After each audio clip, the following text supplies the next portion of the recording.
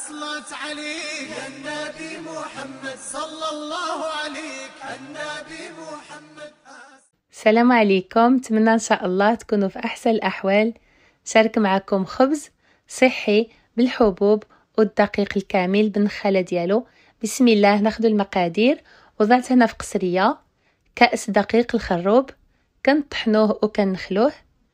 كيلو من الدقيق الشعير او الدقيق الكامل بالنخاله ديالو. معلقه صغيره ملحه. كأس من الدقيق إلان خديتو طحنتو في الدار.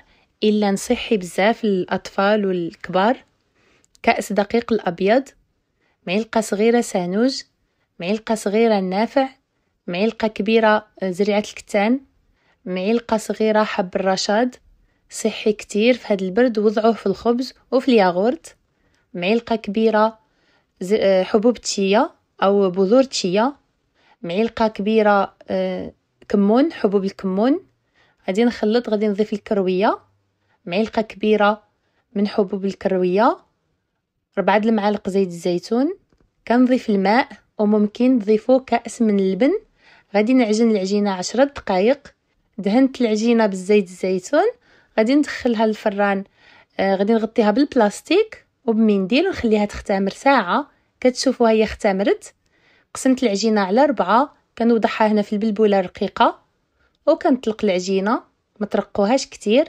غطيتها بالمنديل وكنخلي الخبز يختمر نصف ساعة حتى لساعة على حسب درجة حرارة المطبخ.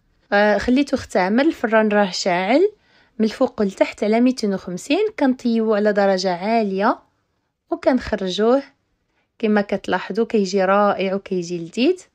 خليته حتى برد. كتفطروا به في الفطور، صحي وكيقوي المناعة. كتقدموه مع أملو ومع العسل، زيت الزيتون، الزبدة البلدية.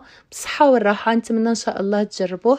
كنشكركم على المشاهدة. في امان الله. أصلت عليك النبي محمد صلى الله عليك النبي محمد. أصلت عليك النبي محمد صلى الله عليك النبي محمد. أصلت